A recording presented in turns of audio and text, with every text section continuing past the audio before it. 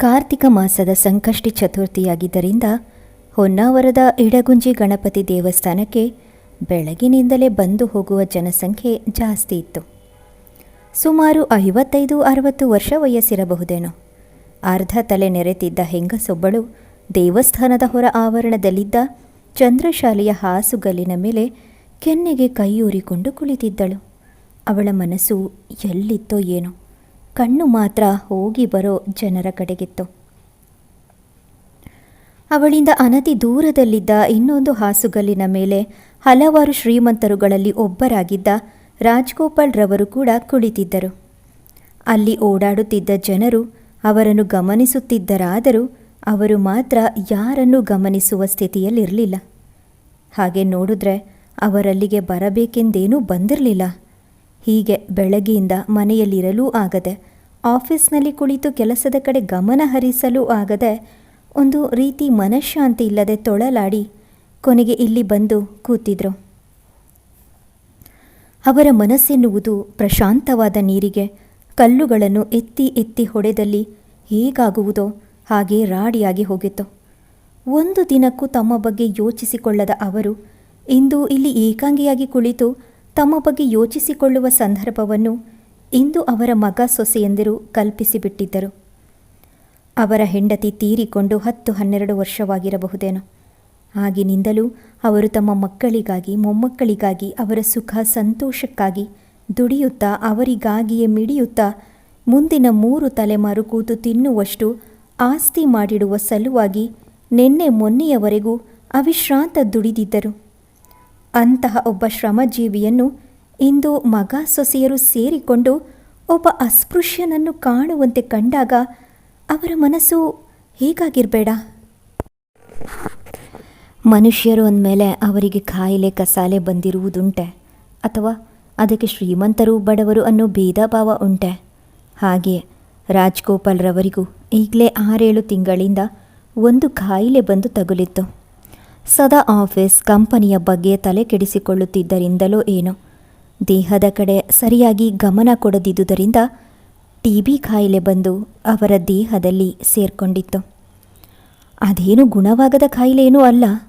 ಹಾಗಾಗಿ ಒಳ್ಳೆ ಡಾಕ್ಟರಿಗೆ ತೋರಿಸಿದ ರಾಜ್ಗೋಪಾಲ್ ಡಾಕ್ಟರ್ ಬರೆದುಕೊಟ್ಟ ಮೆಡಿಸಿನ್ ತೆಗೆದುಕೊಳ್ಳುತ್ತಾ ತನ್ನಿಂದ ಮನೆ ಮಂದಿಗೆ ಈ ಕಾಯಿಲೆ ತಗುಲಬಾರದೆನ್ನುವ ದೃಷ್ಟಿಯಿಂದ ತಮ್ಮ ಊಟ ತಿಂಡಿಯನ್ನು ತಮ್ಮ ರೂಮಿಗೆ ತರಿಸಿಕೊಳ್ಳುತ್ತಾ ಆ ಕಾಯಿಲೆ ಗುಣವಾಗುವವರೆಗೂ ಯಾರೊಂದಿಗೂ ಬೆರೆಯದೆ ಒಂದು ರೀತಿಯಾಗಿ ಏಕಾಂಗಿಯಾಗಿರತೊಡಗಿದ್ದರು.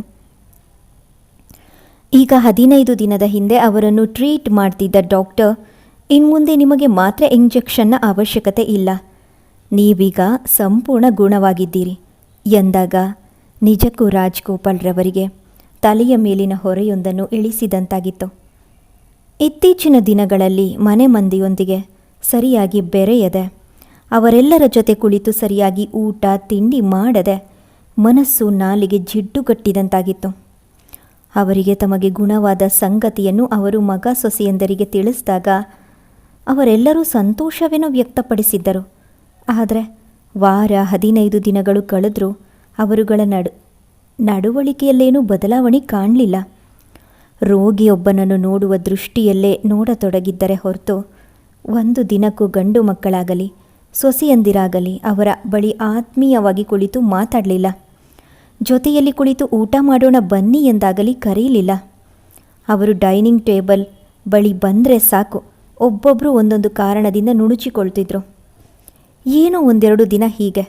ನಂತರ ಮೊದಲಿನಂತೆಯೇ ಎಲ್ಲರೂ ತಮ್ಮೊಂದಿಗೆ ಬೆರೆಯುತ್ತಾರೆಂದುಕೊಂಡ ರಾಜ್ಗೋಪಾಲ್ ಮಕ್ಕಳು ಸೊಸೆಯರ ನಡತೆಯನ್ನು ಅಷ್ಟೊಂದು ಸೀರಿಯಸ್ ಆಗಿ ತೆಗೆದುಕೊಳ್ಳಲು ಹೋಗಿರಲಿಲ್ಲ. ಆದರೆ ಇಂದು ಬೆಳಗ್ಗೆ ಮಗ ಸೊಸೆ ಆಡಿಕೊಳ್ಳುತ್ತಿದ್ದ ಮಾತುಗಳು ಅವರ ಕಿವಿಗೆ ಬಿದ್ದು ಅವರ ಮೈಯ ರಕ್ತವೆಲ್ಲ ಒಮ್ಮೆಲೆ ತಣ್ಣಗಾಗುವಂತಾಯಿತು. ಹಿಂದೆ ಅವರಿಗೆ ಅವರ ಮನೆಯವರ ನಿಜ ಸ್ವರೂಪ ಸರಿಯಾಗಿ ತಿಳಿದಿದ್ದು. ಅಲ್ಲಿಯವರೆಗೂ ಎಲ್ಲರೂ ತನ್ನಲ್ಲಿ ಬಹಳ ಗೌರವಾದರವಿಟ್ಟುಕೊಂಡಿರುವರೆಂದೇ ತಿಳಿದಿದ್ದರು. ಹಿಂದಿನ ರಾತ್ರಿ ಮೊಮ್ಮಕ್ಕಳಿಗಾಗಿ ತಂದಿದ್ದ ಚಾಕ್ಲೇಟನ್ನು ಕೊಡಲು ಮರೆತಿದ್ದರಿಂದ ಅದನ್ನು ಕೊಡಲು ಬೆಳಗ್ಗೆ ಎದ್ದವರೇ ಚಿಕ್ಕ ಮಗನ ರೂಮಿನ ಕಡೆ ಹೆಜ್ಜೆ ಹಾಕಿದ್ರು. ಆದರೆ ಬಾಗಿಲವರೆಗೆ ಬಂದವರನ್ನು ಸೊಸೆ ವಿಮಲಾ ತನ್ನ ಗಂಡನೊಡನೆ ಹೇಳುತ್ತಿದ್ದ ಮಾತುಗಳು ಅವರನ್ನು ಬಾಗಿಲ ಬಳಿಯೇ ತಡೆದು ನಿಲ್ಲಿಸಿದವು. ವಿಮಲಾ ಹೇಳ್ತಿದ್ಲು, ನನಗಂತೂ ಮಾವನ ನಡತೆಯಿಂದ ಬೇಜಾರು ಬಂದು ಹೋಗಿದೆ ರೀ. ಅಲ್ಲ, ಅದೇನು ಹಾಗಾಡ್ತಾರೆ? ಅದ್ಯಾರೋ ಡಾಕ್ಟರ್ ನಿಮ್ಮ ರೋಗ ವಾಸಿಯಾಯಿತು ಅಂತ ಹೇಳಿಬಿಟ್ರು, ಇವರು ನಂಬಿಬಿಟ್ರು. ಆ ದರಿದ್ರ ಕಾಯಿಲೆ ಅಷ್ಟು ಬೇಗ ವಾಸಿಯಾಗೋದುಂಟಾ? ಅವರಾಡೋ ರೀತಿ ನೋಡಿದ್ರೆ ಆದಷ್ಟು ಬೇಗ ನಮಗೂ ಆ ಕಾಯಿಲೆನ ಗಂಟು ಹಾಕ್ತಾರೇನೋ ಅನಿಸ್ಬಿಟ್ಟಿದೆ ರೀ. ನಿನ್ನೆನೆ ನಮ್ಮ ಅತ್ತಿಗೆ ಹೇಳ್ತಿದ್ರು, ಆದಷ್ಟು ಬೇಗನೆ ಬೇರೆ ಮನೆ ಮಾಡಿಕೊಂಡು ಇಲ್ಲಿಂದ ಜಾರಿಕೊಳ್ಳಬೇಕು ಅಂತ. ಹಾಗೇನಾದರೂ ಅವರು ಹೊರಟು ಹೋದರು ಅಂದರೆ ನಿಮ್ಮಪ್ಪನ ಜವಾಬ್ದಾರಿ ನಮಗೆ ಪರ್ಮನೆಂಟ್. ಅದಕ್ಕೆ ನನ್ನನ್ನು ಏನು ಮಾಡು ಅಂತೀಯ? ಮಗ ಶಿವಾನಂದನ ಪ್ರಶ್ನೆ.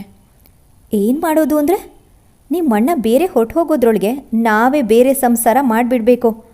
ಆಮೇಲೆ ಇವರೆಲ್ಲ ಏನು ಬೇಕಾದರೂ ಮಾಡಿಕೊಳ್ಳಿ. ಕೊಂಚ ಹೊತ್ತು ಮೌನ. ಶಿವಾನಂದ ಆಲೋಚಿಸುತ್ತಿದ್ದನೇನೋ. ಕೊನೆಗೆ ಬಾಯಿ ಬಿಟ್ಟ. ನೀನು ಹೇಳೋದು ನೋಡಿದ್ರೆ ಅದು ಸರಿ ಅನಿಸುತ್ತೆ. ಒಂದು 4 ದಿನ ಸುಮ್ಮನಿರು. ಸಮಯ ನೋಡಿ ಒಂದಷ್ಟು ಆಸ್ತಿ ಪತ್ರಕ್ಕೆ ಅಪ್ಪನ ಹತ್ತಿರ ಸಹಿ ಮಾಡಿಸ್ಕೋತೀನಿ.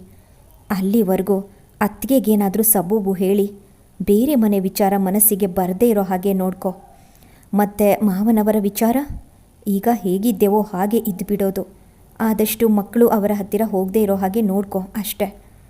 ಮಗ ಸೊಸೆಯಾಡುತ್ತಿದ್ದ ಒಂದೊಂದು ಮಾತುಗಳು ಬಾಗಿಲ ಬಳಿ ನಿಂತಿದ್ದ ರಾಜ್ಗೋಪಾಲ್ ಕಿವಿಗೆ ಕಾದ ಸೀಸೆಯನ್ನು ಹೊಯ್ದ ಹಾಗಾಗ್ತಿತ್ತು.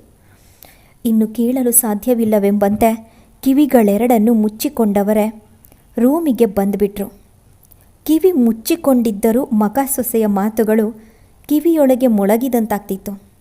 ಯಾರಿಗೋಸ್ಕರವಾಗಿ ತಮ್ಮ ಜೀವವನ್ನು ಸವೆಸಿದ್ದರೋ ಅವರುಗಳೇ ಈಗ ತಾವರೆಯ ಎಲೆಯ ಮೇಲಿನ ನೀರಿನಂತೆ ತಮ್ಮ ಬಳಿಯೇ ಇದ್ದು ತಮ್ಮನ್ನು ಮುಟ್ಟಿಸಿಕೊಳ್ಳದ ಹಾಗಿರುವುದನ್ನು ಕಂಡು, ಅಯ್ಯೋ ಅವರೆಲ್ಲ ನನ್ನವರೇ, ನನ್ನ ಕಷ್ಟನೋ ನೋವಿಗಾಗುವವರೇ, ನನ್ನ ಕಷ್ಟ ನೋವಿಗಾಗುವವರೇ ಎಂದು ತಮ್ಮನ್ನೇ ತಾವು ಪ್ರಶ್ನಿಸಿಕೊಳ್ಳುವಂತಾಗಿ ಬಿಟ್ಟಿತ್ತು ರಾಜ್ಗೋಪಾಲರಿಗೆ.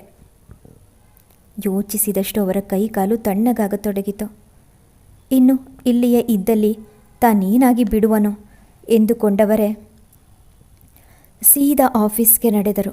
ಆದರೆ ಅಲ್ಲೂ ಕೂಡ ಕುಳಿತಿರಲಾರದೆ ಅಲ್ಲಿಂದ ಹೊರ ನಡೆದವರು ನೇರ ಇಡುಗುಂಜಿಗೆ ಬಂದು ಅಲ್ಲಿ ಕಲ್ಲು ಬೆಂಚಿನ ಮೇಲೆ ಕುಳಿತು ಕಣ್ಮುಚ್ಚಿದ್ರು. ಮನಸ್ಸಿಗೆ ವಿಶ್ರಾಂತಿ ಕೊಡಬೇಕೆಂದು ಪ್ರಯತ್ನಿಸಿದರು. ಅದು ಅವರ ಹಿಡಿತಕ್ಕೆ ಸಿಕ್ಕದೆ ಮಕ್ಕಳು ಸೊಸೆಯರ ಬಗ್ಗೆಯೇ ಯೋಚಿಸುವಂತೆ ಮಾಡಿತ್ತು. ಸೊಸೆಯರು ಹೋಗಲಿ ಅಂದರೆ ಹೊಟ್ಟೆಯಲ್ಲಿ ಹುಟ್ಟಿದ ಮಕ್ಕಳು ಕೂಡ ತಮಗೆ ದ್ರೋಹ ಮಾಡಲು ಯೋಚಿಸುತ್ತಿದ್ದಾರಲ್ಲ. ಈಗ ನನ್ನ ಕೈ ಗಟ್ಟಿಯಾಗಿರುವಾಗಲೇ ಹೀಗಾಡುವವರು ನಾಳೆ ದಿನ ನಾನೇನಾದರೂ ಹಾಸಿಗೆ ಹಿಡಿದಲ್ಲಿ ನನ್ನನ್ನು ಮೂಸಿ ನೋಡುವರೆ. ಹಾಗಿದ್ದಲ್ಲಿ ಮುಂದೆ ನನ್ನ ಗತಿ ಏನು? ಇದನ್ನೆಲ್ಲ ಯೋಚಿಸುತ್ತಿದ್ದಂತೆಯೇ ರಾಜ್ಗೋಪಾಲ್ರ ಮೈಯೊಮ್ಮೆ ನಡುಗಿದ ಹಾಗಾಯಿತು. ಮನುಷ್ಯನಿಗೆ ಮರಣಕ್ಕಿಂತಲೂ ಮರಣದ ಭಯ ದೊಡ್ಡದೆನ್ನುವಂತೆ ನಾಳೆ ದಿನ ತಮ್ಮನ್ನು ನೋಡಿಕೊಳ್ಳುವರೋ ಇಲ್ಲವೋ ಎಂಬುದಕ್ಕಿಂತಲೂ ತನ್ನನ್ನು ಹೇಗೆ ನೋಡಿಕೊಳ್ಳಬಹುದೆಂದು ನೆನೆಸ್ಕೊಂಡೇ ನಡುಗಿ ಹೋದರು. ಹೀಗೆ ಅದೆಷ್ಟು ಹೊತ್ತು ಆಲೋಚಿಸುತ್ತಿದ್ದರೋ. ಬೆಳಗ್ಗೆ ಸರಿಯಾಗಿ ತಿನ್ನದೆ ಇದ್ದುದರಿಂದಲೋ ಅಥವಾ ದೀರ್ಘ ಆಲೋಚನೆಯಿಂದಲೋ ಹೊಟ್ಟೆಯೊಳಗೆಲ್ಲ ಒಂದು ರೀತಿಯ ಸಂಕಟ ಉಂಟಾಗಿ ಗಂಟಲು ಒಣಗಿ ಬರುವ ಹಾಗಾಯಿತು. ಅನತಿ ದೂರದಲ್ಲಿದ್ದ ನಲ್ಲಿಯಿಂದ ನೀರು ಕುಡಿದು ಬರೋಣವೆಂದು ಎದ್ದರು. ಹಾಗೆ ಎದ್ದವರು 10 ಹೆಜ್ಜೆ ಇಟ್ಟು ಅದೇ ಆ ಹೆಂಗಸು ಕೂತಿದ್ದ ಕಲ್ಲು ಬೆಂಚಿನವರೆಗೆ ಬಂದವರಿಗೆ ಅದೇನಾಯಿತೋ ಏನೋ, ಕಣ್ಣು ಮುಚ್ಚಿಕೊಂಡವರೇ ಹಾಗೆ ಹೀಗೆ ವಾಲಾಡತೊಡಗಿದರು. ಆಗಲೇ ಆ ಹೆಂಗಸಿನ ದೃಷ್ಟಿ ಅವರ ಕಡೆ ಹರಿದಿದ್ದು. ಇನ್ನೇನು ರಾಜ್ಗೋಪಾಲ್ ಬೀಳಬೇಕು.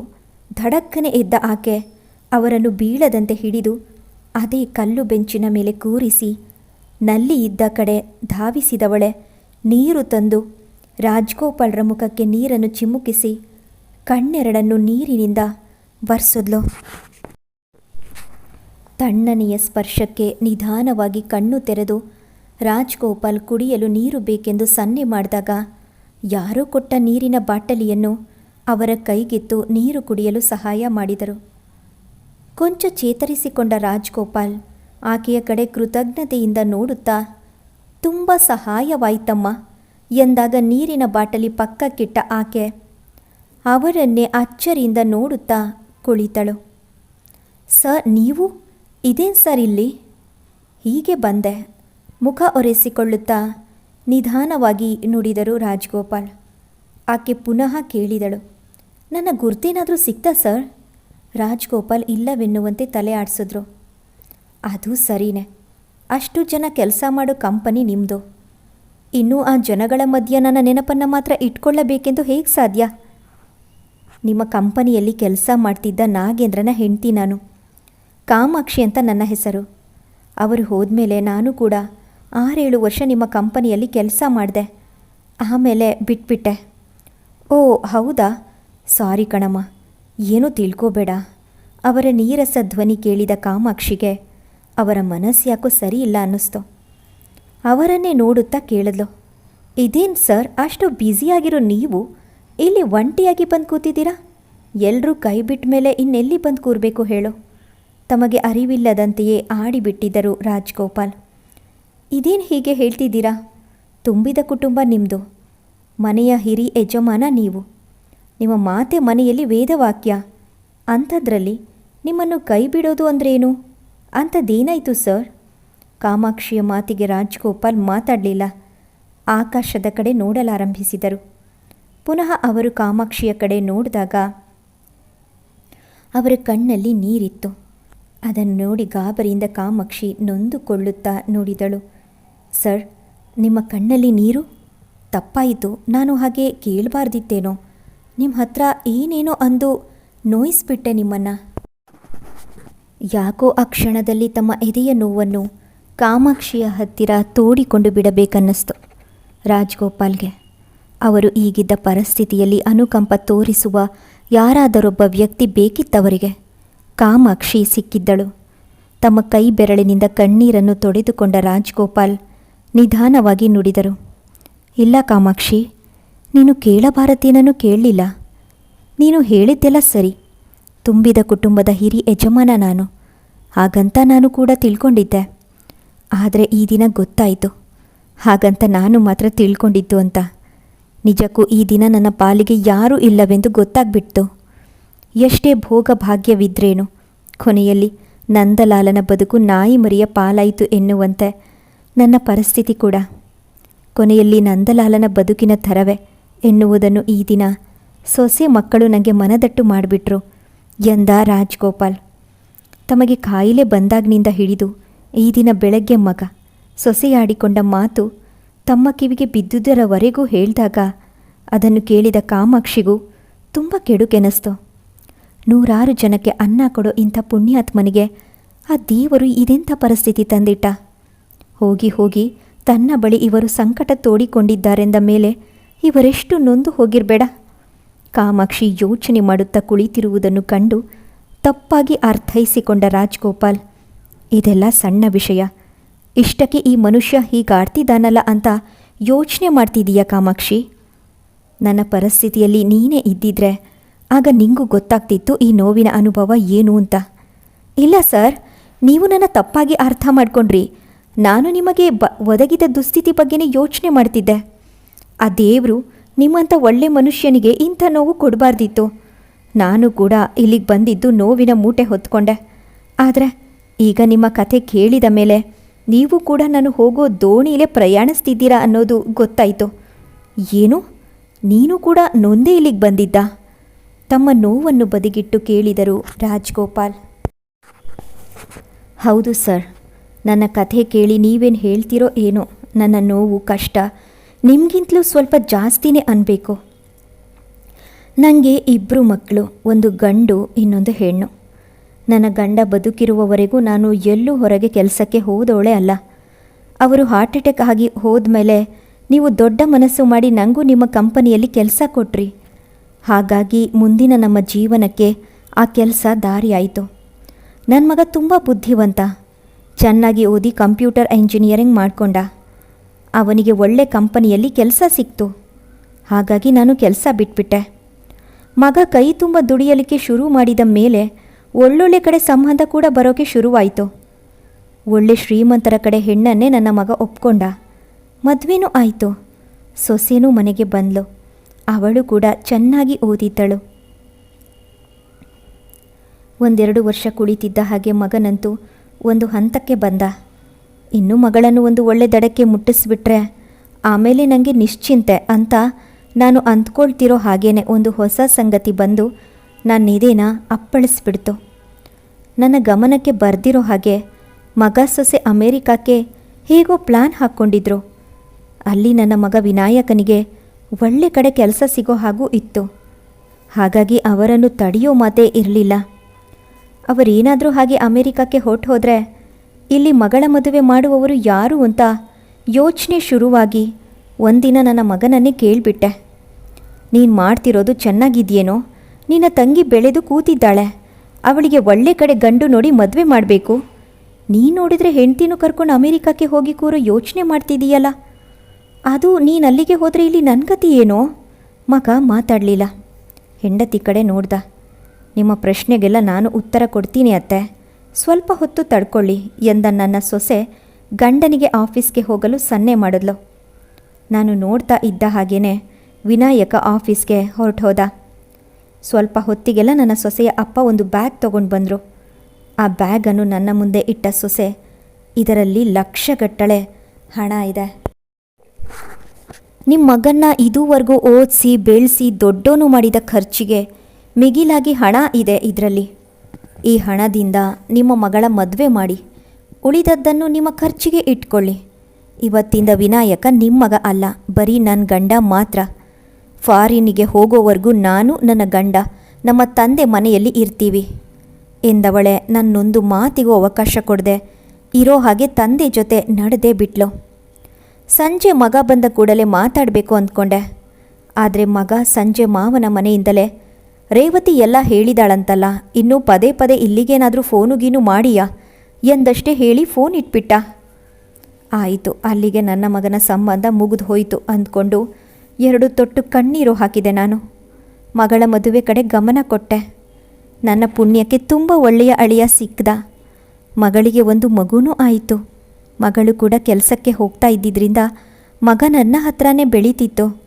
ಮಗಳು ಅಷ್ಟಾಗಿ ಬರದೇ ಹೋದರೂ ಮಗುವಿನ ಮೇಲಾಸೆಗೆ 2-3 ದಿನಕ್ಕೆ ತಪ್ಪದೆ ಅಳಿಯ ಬಂದು ಹೋಗ್ತಿದ್ದ. ಅದೇನು ಗ್ರಹಚಾರನೋ, ಒಂದಿನ ಮೆಟ್ಟಿಲು ಜಾರಿ ಬಿದ್ದವಳಿಗೆ ಕಾಲು ಫ್ರ್ಯಾಕ್ಚರ್ ಆಗೋಯ್ತು. ಎಷ್ಟೇ ಹೇಳಿದರೂ ಕೇಳ್ದೇನೆ ನನ್ನ ಅಳಿಯ ನನ್ನನ್ನು ಅವರ ಮನೆಗೆ ಕರ್ಕೊಂಡು ಹೋಗಿ ಕಾಲು ಸರಿಯಾಗುವವರೆಗೆ ಈ ಅತ್ತೆ ಸೇವೆ ಮಾಡಿದ. ಅವನ ಆದರ ಉಪಚಾರ ನೋಡಿ ನನಗೆ ನನ್ನ ಮಗನ ಜ್ಞಾಪಕ ಬರ್ತಿತ್ತು. ನಿಜವಾಗಿ ನೋಡಿದ್ರೆ ಈ ಸೇವೆನೆಲ್ಲ ನನ್ನ ಮಗ ಮಾಡಬೇಕಿತ್ತು. ಆದರೆ ಆ ಸ್ಥಾನದಲ್ಲಿ ಆ ದೇವರು ಈ ಅಳಿಯನ ತಂದು ನಿಲ್ಲಿಸಿದ್ದ. ಆದರೆ ಪಾಪಿ ಹೋದಲ್ಲೆಲ್ಲ ಮೊಣಕಾಲುದ್ದ ನೀರು ಅನ್ನೋ ಹಾಗೆ ಇಲ್ಲೂ ನನ್ನ ವಿಧಿ ನನ್ನ ಆಟ ಆಡಿಸ್ಲಿಕ್ಕೆ ಶುರು ಮಾಡ್ತು. ಒಂದಿನ ನಾನು ನನ್ನ ಮಗಳು ಅಳಿಯ ರಾತ್ರಿ ಹೊತ್ತು ಏನೋ ಮಾತಾಡ್ತಾ ಕುಳಿತಿದ್ದೆವು. ಸ್ವಲ್ಪ ಹೊತ್ತಿನ ಮೇಲೆ ಇನ್ನೂ ಮಲ್ಗೋಣ ಅಂದ್ಕೊಂಡು ಮೇಲೆದ್ದೆ. ಕಾಲು ಹಿಡ್ಕೊಂಡಂಗಾಗಿ ಮೇಲೆ ಏಳೋದಕ್ಕೆ ಆಗದೆ ಹೋಯಿತು. ನನ್ನ ಒದ್ದಾಟ ನೋಡಿ ನನ್ನ ಅಳಿಯ ತಾನೇ ನನ್ನ ಏಳಿಸಿ ಕರ್ಕೊಂಡು ಹೋಗಿ ರೂಮಿನಲ್ಲಿ ಮಲಗಿಸಿ ಹೊದಿಕೆ ಹೊದಿಸಿ ಹೋದ. ಎಷ್ಟು ಜನ್ಮದ ಪುಣ್ಯನೋ ಇಂಥ ಅಳಿಯ ಸಿಗಲಿಕ್ಕೆ ಅಂದ್ಕೊಂಡೆ. ನಿದ್ರೆ ಹೋದೆ. ಬೆಳಗಾಗೆದ್ದು ಅಡುಗೆ ಮನೆಗೆ ಬಂದಾಗ ನನ್ನ ಮಗಳು ಕಣ್ಣು ಮೂಗಲ್ಲಿ ಸೊರ ಸೊರ ಅಂತಿದ್ಲು. ಏನಾಯಿತು ಅಂದೆ. ಕೈಯಲ್ಲಿದ್ದ ಪಾತ್ರೆಯನ್ನು ಅಲ್ಲೇ ಕುಕ್ಕಿದವಳೆ. ಇನ್ನೇನಾಗಬೇಕಾಗಿದೆ? ನಾನು ನೋಡ್ತಾನೇ ಇದ್ದೀನಿ. ನಿಂದು ಅಳಿಯಂದು ಆಟ ಮಿತಿ ಮೀರಿ ಹೋಗ್ತಿದೆ. ನನ್ನಲ್ಲಿ ಇಲ್ಲದೆ ಇರುವಂಥದ್ದು ಅದೇನು ಕಂಡ್ರೋ ನಿನ್ನ ಅಳಿಯ ನಿನ್ನಲ್ಲಿ? ಅಂತೂ ನಿಮ್ಮಿಬ್ಬರ ಚೆಲ್ಲಾಟ ಹೇಸಿಗೆ ತರ್ತಿದೆ ನನಗೆ ಎಂದಾಗ, ಇವಳೇನು ನನ್ನ ಮಗಳ ಅಥವಾ ನನ್ನ ಸವತಿ ಮಗಳ ಅಂದುಕೊಳ್ಳೋ ಹಾಗಾಯಿತು ನನಗೊಂದು ಕ್ಷಣ. ನಿಂಗೇನು ಹುಚ್ಚುಗಿಚ್ಚು ಹಿಡ್ದಿಲ್ಲ ತಾನೆ? ವಯಸ್ಸು ಮೀರಿ ಹೋಗಿರೋ ನಾನೆಲ್ಲಿ, ಮಗನ ವಯಸ್ಸಿನ ಅಳಿಯನೆಲ್ಲಿ? ಹೀಗೆಲ್ಲ ಹೊಲಸು ಮಾತಾಡಬೇಕು ಅಂದರೆ ಖಂಡಿತ ನಿಂಗೆ ಹುಚ್ಚು ಹಿಡಿದಿದೆ ಕಣೆ. ಉಮ್ಮಳಿಸಿ ಬರ್ತಿದ್ದ ದುಃಖವನ್ನು ನುಂಗಿಕೊಳ್ತಾ ನಾನಿಂದಾಗ ತಕ್ಷಣವೇ ಅವಳ ಬಾಯಿಂದ ಪಟ್ಟಂತ ಉತ್ತರ ಬಂದೇ ಬಿಡ್ತು ನೋಡು. ಇಲ್ಲಿವರೆಗೂ ನನಗೆ ಹುಚ್ಚು ಹಿಡ್ದಿಲ್ಲ, ಆದರೆ ಇನ್ನೂ ಕೂಡ ನೀನು ಈ ಮನೆಯಲ್ಲಿ ಇದ್ದರೆ ಖಂಡಿತ ನನಗೆ ಹುಚ್ಚು ಹಿಡಿಯುತ್ತೆ. ಹಾಗೇನಾದರೂ ನನಗೆ ಹುಚ್ಚು ಹಿಡಿತು ಅಂದರೆ ಆಮೇಲೆ ನಿಮ್ಮಿಬ್ಬರನ್ನ ಕೇಳೋರೋ ಇಲ್ಲ ಬಿಡು. ನಿಂಗೆ ಈ ವಯಸ್ಸಿಗೆ ಇಂಥದ್ದೊಂದು ಕೆಟ್ಟ ಬುದ್ಧಿ ಇದೆ ಅಂತ ಅಂದಮೇಲೆ ನಂಗೆ ಯಾಕೆ ಮದುವೆ ಮಾಡಿದೆ? ಸುಮ್ಮನೆ ನೀನೇ ಒಂದು ಮದುವೆ ಆಗಿಬಿಡಬಹುದಿತ್ತಲ್ಲ. ಆ ಮಾತು ಕೇಳಿ ನನ್ನಿಂದ ಸಿಟ್ಟು ತಡೆಯೋಕ್ಕಾಗಲಿಲ್ಲ. ಕೈ ಎತ್ತಿದವಳೆ ಕೆನ್ನೆಗೊಂದು ಬಾರಿಸಿಬಿಟ್ಟೆ. ಆದರೂ ಅವಳು ಬಗ್ಲಿಲ್ಲ. ನೀನು ಮಾಡೋ ಹಲ್ಕ ಕೆಲಸಕ್ಕೆ ನಂಗೆ ಯಾಕಮ್ಮ ಹೊಡಿತೀಯಾ? ನಿನ್ನ ಈ ಬುದ್ಧಿ ತಿಳಿದೇ ಏನೋ ಮಗ ಸೊಸೆ ಕೈ ಕೊಟ್ಟು ಹೋಗಿದ್ದು ಎಂದಾಗ ಆ ಕ್ಷಣಕ್ಕೆ ಅವಳು ನನಗೆ ಮಗಳಾಗಿ ಕಾಣಲಿಲ್ಲ. ಕಾಲ ಸರ್ಪವಾಗಿ ನನ್ನನ್ನೇ ನುಂಗೋಕೆ ಬರ್ತಿರೋ ಹಾಗೆ ಕಂಡಳು. ಇನ್ನೊಂದು ಕ್ಷಣ ನಾನು ಆ ಮನೆಯಲ್ಲಿ ಇದ್ದೆ ಅಂದರೆ ನನ್ನಂಥ ಮಾನಗೆಟ್ಟ ಹೆಂಗಸು ಇನ್ನೊಬ್ಬಳು ಇರಲಿಕ್ಕಿಲ್ಲ ಅಂದ್ಕೊಂಡವಳೆ. ಆ ಕ್ಷಣವೇ ಮನೆ ಬಿಟ್ಟು ಹೊರಕ್ಕೆ ಬಂದ್ಬಿಟ್ಟೆ. ಕಾಲು ನನ್ನನ್ನು ಇಲ್ಲಿಗೆ ಎಳೆದು ತಂತು. ಇಲ್ಲಿ ಕೂತ್ಕೊಂಡು ಅದನ್ನೇ ಯೋಚನೆ ಮಾಡ್ತಿದ್ದೆ. ಕಾಮಾಕ್ಷಿಯ ಕಥೆ ಕೇಳಿದ ರಾಜ್ಗೋಪಾಲ್ಗೆ ಹೌದು, ನಾವಿಬ್ಬರು ಒಂದೇ ದೋಣಿಯಲ್ಲಿ ಪಯಣಿಸುವವರಾಗಿದ್ದೇವೆ ಅನ್ನಿಸ್ತು. ಹಾಗೆ ನೋಡಿದ್ರೆ ತನಗಿಂತಲೂ ಕರುಣಾಜನಕವಾದುದು ಕಾಮಾಕ್ಷಿಯ ಕಥೆ ಎಂದುಕೊಂಡಾಗ ಕಾಮಾಕ್ಷಿಯ ಬಗ್ಗೆ ಅನುಕಂಪ ಹುಟ್ಟಿತು. ಅವರಿಗೆ ಸ್ವಲ್ಪ ಹೊತ್ತು ಇಬ್ಬರಲ್ಲೂ ಮೌನ ಆವರಿಸಿತು. ಅಷ್ಟರಲ್ಲಿ ದೇವಸ್ಥಾನದಲ್ಲಿ ಪ್ರಸಾದ ಕೊಡುತ್ತಿರುವುದನ್ನು ಕಂಡ ಕಾಮಾಕ್ಷಿ, ಬೆಳಗ್ಗೆಯಿಂದ ನೀವೇನು ಹೊಟ್ಟೆಗೆ ಹಾಕೊಂಡಂತಿಲ್ಲ, ನಾನು ಹೋಗಿ ಪ್ರಸಾದ ತರ್ತೀನಿ ಎಂದವಳೆ ಆ ಕಡೆ ಎದ್ದು ಹೋದಾಗ ಆಕೆ ಹೋಗುವುದನ್ನೇ ನೋಡುತ್ತಿದ್ದ ರಾಜ್ಗೋಪಾಲ್ರ ಮನಸ್ಸು ಹೇಳಿತು, ಇದೇ ನೋಡು ಅರ್ಥ ಮಾಡಿಕೊಳ್ಳುವ ವಯಸ್ಸು ಹಾಗೂ ಮನಸ್ಸು. ನಿನ್ನ ಹೆಂಡತಿ ಬದುಕಿದ್ದಲ್ಲಿ ಹೀಗೆ ನಿನ್ನ ಹೊಟ್ಟೆ ಆರೋಗ್ಯದ ಬಗ್ಗೆ ಚಿಂತೆ ಮಾಡುತ್ತಿದ್ದಳೇನೋ. ಕಾಮಾಕ್ಷಿ ಪ್ರಸಾದ ತೆಗೆದುಕೊಂಡು ಬರುವಷ್ಟರಲ್ಲಿ ರಾಜ್ಗೋಪಾಲ್ ಚೆನ್ನಾಗಿ ಆಲೋಚಿಸಿ ಒಂದು ನಿರ್ಧಾರಕ್ಕೆ ಬಂದುಬಿಟ್ಟಿದ್ರು. ಕಾಮಾಕ್ಷಿ ಕೊಟ್ಟ ಪ್ರಸಾದ ತಿಂದು ನೀರು ಕುಡಿದು ರಾಜ್ಗೋಪಾಲ್ ತಮ್ಮ ನಿರ್ಧಾರವನ್ನು ಕಾಮಾಕ್ಷಿಯ ಮುಂದಿಟ್ಟರು. ನಾನು ನನ್ನ ಹೆಂಡತಿ ಹೋದಾಗಿನಿಂದ ಇದುವರೆಗೂ ನನ್ನ ಆರೋಗ್ಯದ ಬಗ್ಗೆಯಾಗಲಿ ವೃದ್ಧಾಪ್ಯದಲ್ಲಿ ಕಾಡಿಸೋ ಒಂಟಿತನದ ಬಗ್ಗೆಯಾಗಲಿ ಆಲೋಚನೆ ಮಾಡಿದವನೇ ಅಲ್ಲ. ಕೊನೆ ತನಕ ನನ್ನನ್ನು ನೋಡಿಕೊಳ್ಳೋದಕ್ಕೆ ನನ್ನ ಮಕ್ಕಳು ಮರಿ ಇದ್ದಾರಲ್ಲ ಅಂದ್ಕೊಂಡೆ. ಅವರಿಗಾಗಿಯೇ ದುಡಿದು ಬೇಕಾದಷ್ಟು ಆಸ್ತಿ ಮಾಡಿಟ್ಟೆ. ಆದರೆ ಇವರೆಲ್ಲ ನನ್ನ ಕಷ್ಟ ಸುಖಕ್ಕೆ ಆಗಿ ಬರೋಲ್ಲ ಅನ್ನೋದು ಈಗ ಗೊತ್ತಾಗಿದೆ. ಇವರೆಲ್ಲ ಮುಂದೆ ನೋಡ್ತಾ ನಡೆಯುವವರೇ ಹೊರತು ಹಿಂದೆ ತಿರುಗಿ ನೋಡುವವರಂತೂ ಖಂಡಿತ ಅಲ್ಲ. ಹಾಗಾಗಿ ಇದನ್ನೆಲ್ಲ ಯೋಚನೆ ಮಾಡ್ತಾ ಹೋದಾಗ ನನ್ನ ಯೋಗಕ್ಷೇಮ ವಿಚಾರಿಸಲಿಕ್ಕೆ, ನನ್ನ ಕಷ್ಟ ಸುಖ ಹಂಚಿಕೊಳ್ಳೋದಕ್ಕೆ ನನಗೂ ಒಬ್ಬ ಸಂಗಾತಿ ಅಗತ್ಯವಿದೆ ಅಂತ ಅನ್ನಿಸ್ತಿದೆ. ನನ್ನ ಜೊತೆ ಬರ್ತೀಯಾ ಕಾಮಾಕ್ಷಿ? ಎಲ್ಲಿಗೆ ಎನ್ನುವಂತೆ ನೋಡಿದಳು ಕಾಮಾಕ್ಷಿ. ನಾನು ಹುಟ್ಟಿ ಬೆಳೆದ ಗೋಕರ್ಣದಲ್ಲಿ ನಂದೇ ಆದ ಒಂದು ಮನೆ, ಚಿಕ್ಕ ತೆಂಗಿನ ತೋಟವಿದೆ. ಅಲ್ಲಿಯ ವೃದ್ಧಾಶ್ರಮಕ್ಕೂ ಬೇಕಾದಷ್ಟು ಹಣ ಕೊಟ್ಟಿದ್ದೀನಿ. ಕೈಕಾಲು ಗಟ್ಟಿ ಇರುವವರೆಗೂ ಆ ಮನೇಲಿದ್ದು ನಂತರ ಯಾವುದಾದರೂ ಆಶ್ರಮ ಸೇರಿಕೊಳ್ಳೋಣ. ಬರ್ತೀಯ ನನ್ನ ಜೊತೆ? ಕಾಮಾಕ್ಷಿ ಯೋಚನೆ ಮಾಡಲು ಹೋಗಲಿಲ್ಲ. ಹಾಗೆ ಯೋಚನೆ ಮಾಡಲು ಹೋದರೆ ನಾನಾ ರೀತಿಯ ಗೋಜಲುಗಳಲ್ಲಿ ಸಿಕ್ಕಿ ಹಾಕಿಕೊಂಡು ಯಾವೊಂದು ಇತ್ಯರ್ಥಕ್ಕೂ ಬರಲಾಗುವುದಿಲ್ಲ ಎಂದುಕೊಂಡ ಆಕೆ ಕೂಡಲೇ ಹ್ಞೂ ಅಂದ್ಬಿಟ್ಲು.